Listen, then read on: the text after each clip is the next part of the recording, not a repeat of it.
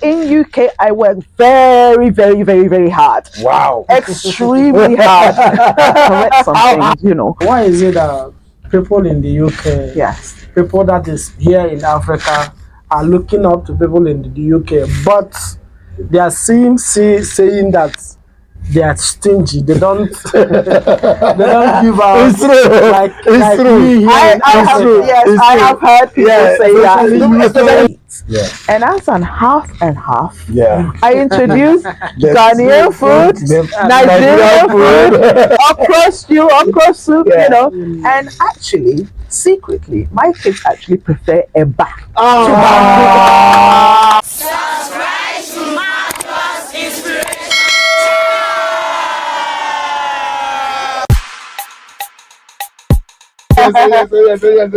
Welcome, guys. Welcome once again to Baba Inspiration Channel. How are you guys doing? It's a beautiful afternoon here in Accra City of Ghana. And as you can see, we are shining, smiling. You can see us here with our beautiful lady, our UK lady. UK sister. We're back again. By the way, this hair is looking so beautiful. Oh, thank you so much. Thank you. I love my African hair. You see this a beautiful UK lady. When you're looking at her, you think it's a young girl. There's no. Somebody will break your head.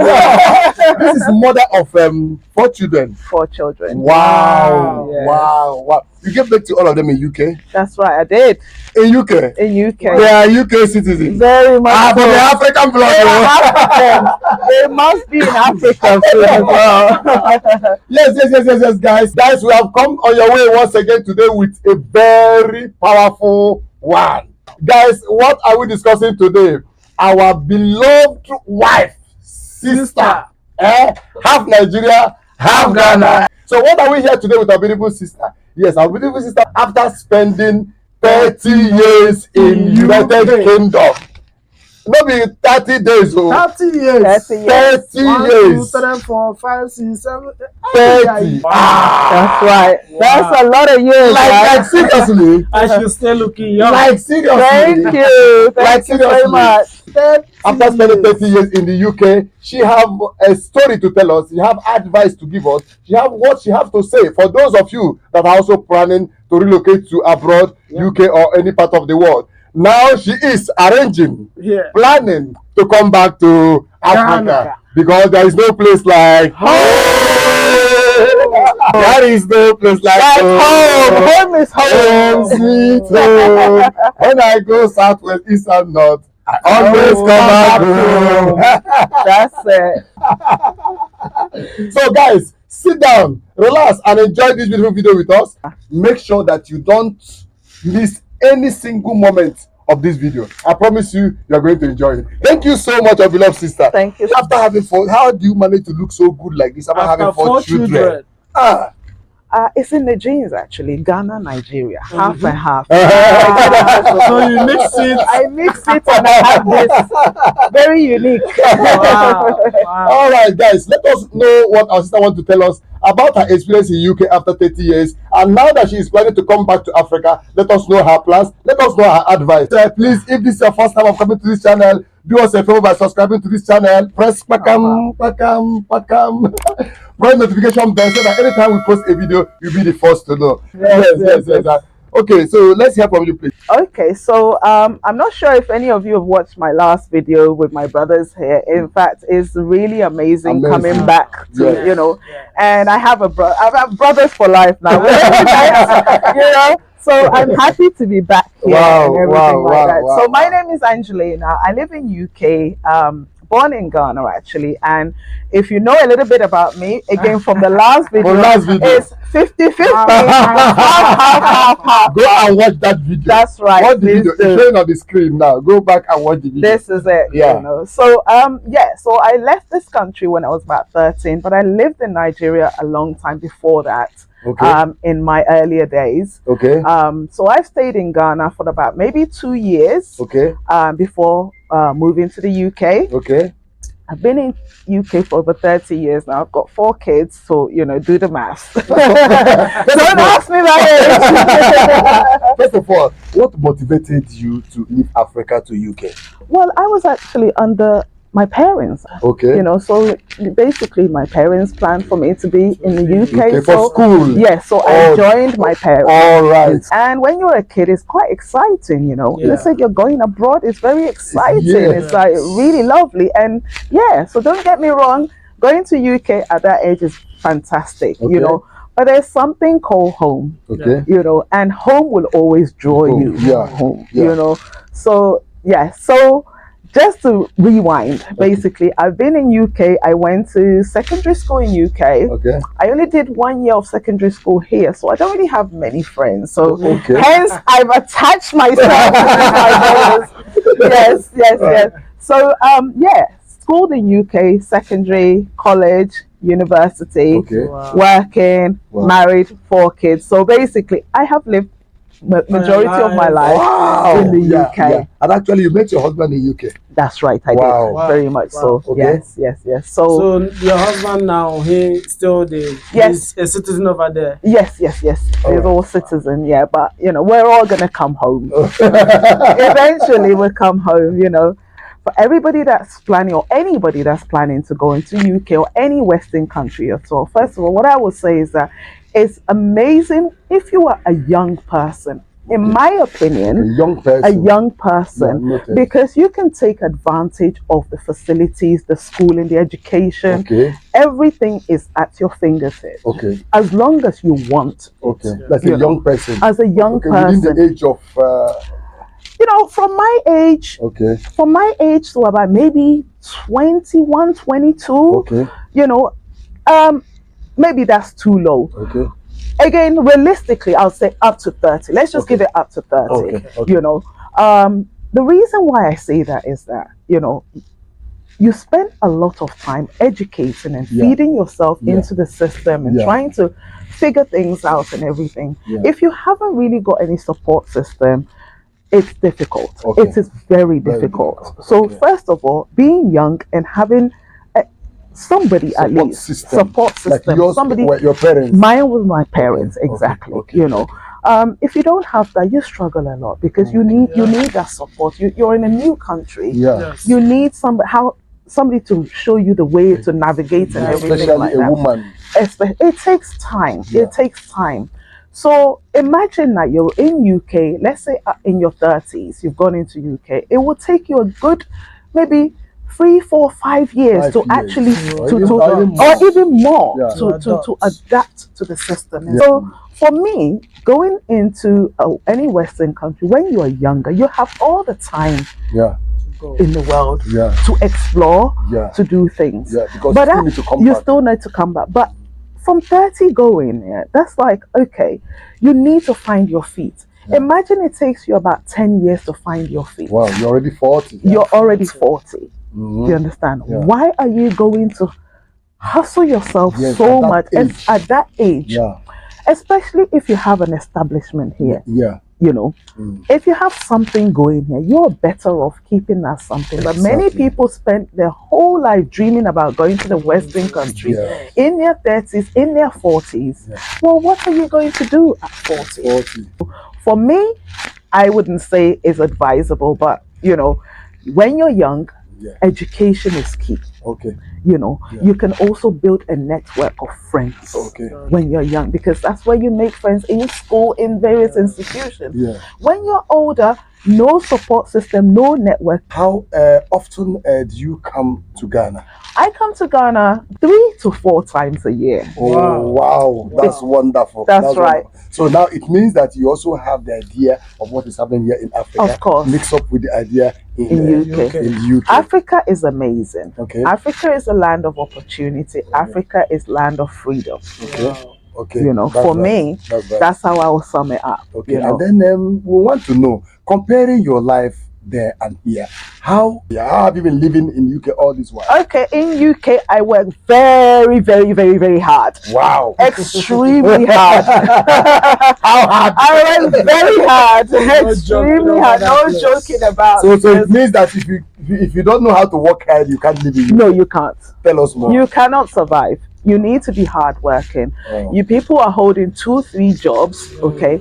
You can have a main job, right? That's good. But if you have something for your life to do for your life, if you have aim and ambition and everything, that salary is not enough, because the more you earn, the more taxes you pay. All right. Do you understand? Yeah. So having 2-3, yes, you're gonna earn more, but you're earning more, so that at least when you pay the tax, the amounts that you feel like you're comfortable with, you can gain. Yeah. You understand? If you now stick to one job, Okay. right? Let's say, for instance, you're on like 50-60K, you're in a high tax bracket. Okay. So at the end of the day, you're going to pay more taxes. Okay. Right. What you're left with is not enough to do whatever it is you need to do. That is if you want more for yourself. But how will you cope up with doing a lot of jobs at the same time? Well, you're gonna have to. There's more out. All your hours in a day is basically working. Okay. You have to purposely make it a point to have a social life. Okay. Monday to Sunday, people are working hard. I have a very important question to ask. What advice do you have to give to people that they are doing everything within their power to travel out? Some will sell their properties, some will go and take loan, some will go and borrow money. Wow. Some will they are ready to do all kinds of things. Like all their mind now. All their mind, if you tell them sit here, all their mind is to travel abroad. Their mind is, their soul is there, but their body is Yeah. so, Especially the UK too. the UK, the America, the UK, Europe. Canada. What advice What's your do you have advice to give for to we that we are here, some that want to travel by all means? Yeah. Okay, so for me, there's nothing wrong with traveling. In fact, traveling is fantastic. It's an eye opener. You know, anybody that has an opportunity to travel, it's amazing to travel. You know, I had the benefit of traveling at such a young age. Yes. You understand? So for me, there's nothing wrong with that. But you need to assess yourself. At which point in your life are you traveling? Which was the first thing I said. You know, because where you are going, you need to know the system. You know, what are you going to do? How are you going to get by? Do you have a network system, you know, that will support you? You're going to a brand new place that you don't know. And even if you did have that network before, don't forget that they're also busy working. They're not going to exactly hold your hand every day in that. So you have to have a plan of what you're going to do.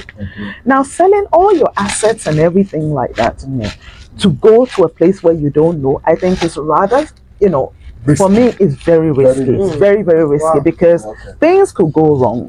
You know, you have to be open-minded. You have to have plan B. You understand? In case something goes wrong.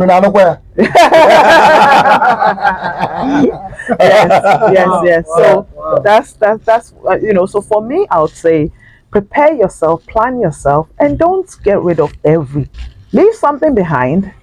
Go and double your feet. If it doesn't work out, you come back. Because there is no money in the street of. There is no money on the street of London. There's no money. There's no tree money to go and pick the money. So you have to work. You have to work hard. And also, the person should also bear in mind that the bills there is not like the bills in Africa. Some bills in Africa, they are avoidable. You can dodge them. You understand? The bills are not avoidable. But down there, no way. You can't avoid the bill. The bills come out before you even see the salary.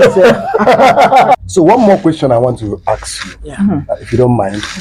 You see, I've been to some part of Europe and some other Asian countries. I've not actually been to UK. Okay. You understand? And in some of my visits, sometimes I see Africans, you know, who are like, do I say they are stranded?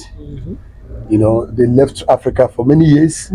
And most of them, you know, all fingers are not equal. Most of them have also tried their best, you know, but unfortunately, things didn't work as planned. But at the same time, most of them also sold their properties, things just for them to, you know, look for greener pastures. But unfortunately, things didn't work out the way it is. And before you know it, the year runs so fast. So of them have grown old. Without even getting married. You know, you don't have a child, you didn't achieve what you are looking for abroad, and you are still there. Still there. So what are they still Do doing? you understand? Yeah. So I want to ask you. I know there are also some of them in UK because they are all over the world. They are, yeah. Even in America. Even in Ghana here. You understand? Even in Ghana, in Ghana here. So what advice do you have for such people? For me, I've seen enough, and I've come across those situations. Okay. And for me, the best advice I can give is that a lot of people are trying to prepare and like looking for the perfect time, Yeah. the best time. There's no such thing as the best time or perfect time.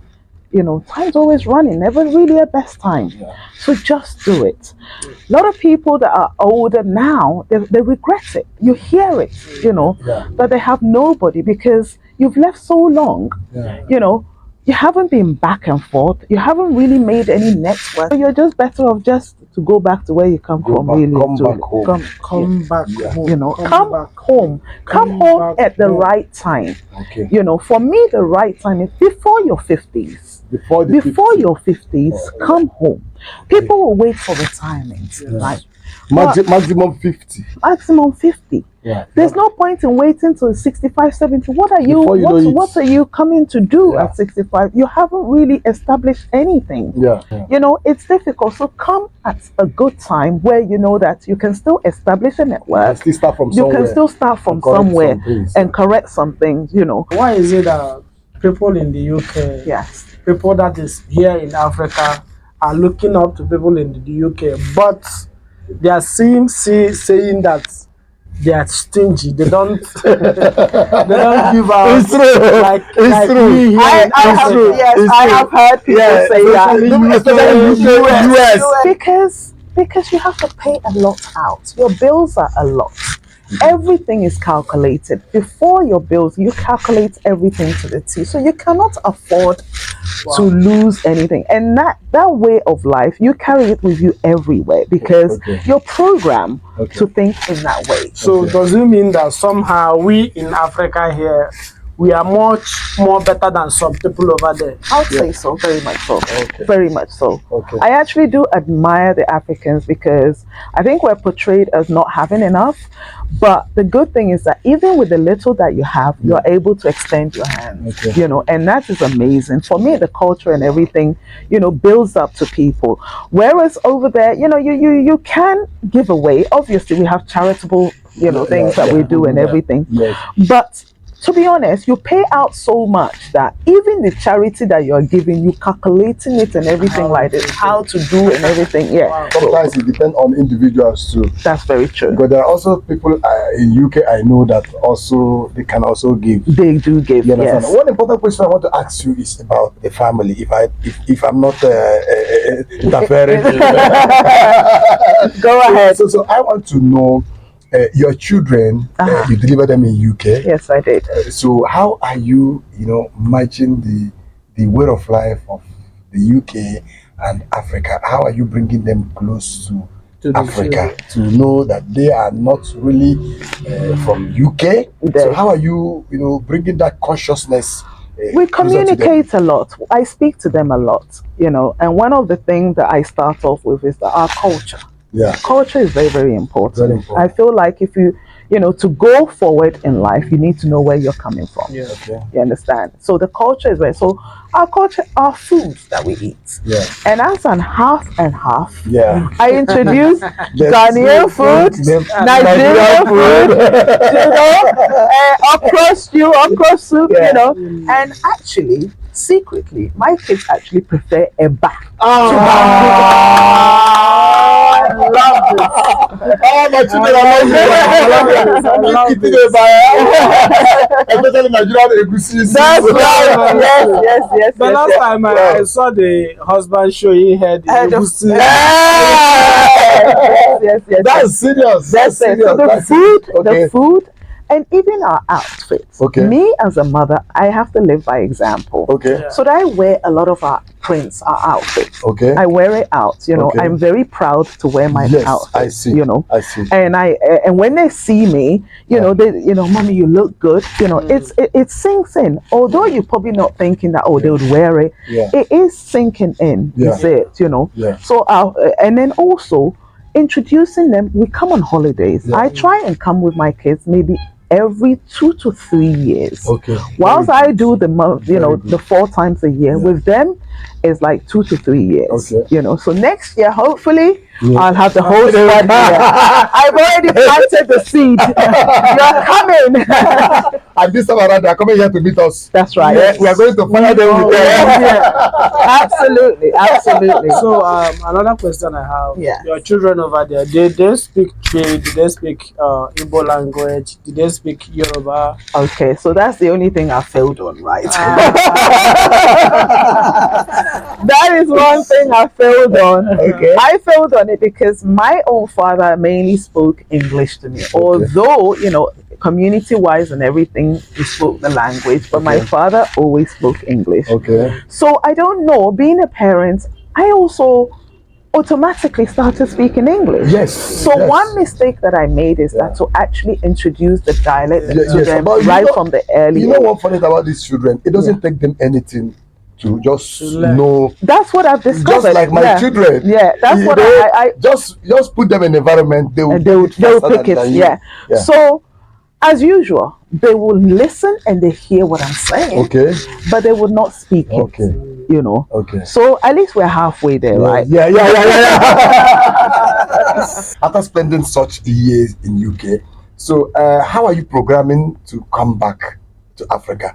Knowing that in Africa here, the economy, the weather, a lot of things. So how are you programming? How are you planning it?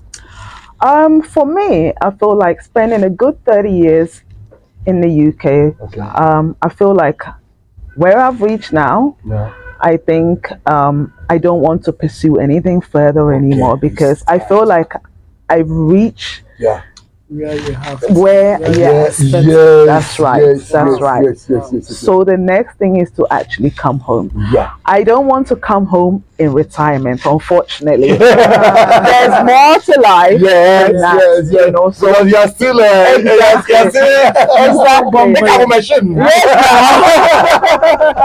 I want to come home. I enjoy being here. I will enjoy being amongst people like myself. Nothing is perfect. Nothing is 100%. But I can do with what it is right now. Economy or whatever it is. There's always going to be issues like that. But I think it's an individual decision that one needs to make. For me, mental health, freedom, comfort is one thing that I take above and beyond. A lot of people complain about healthcare in Africa. But for me, it's a serious situation. But people live. There are doctors, there are amazing hospitals. I think that the key factor is that you have enough financial support. Because those hospitals are very expensive. Yes, I was about to touch on that. Here in Africa because they cannot just little money. They can't afford to which is very sad to hear. It's very sad to hear.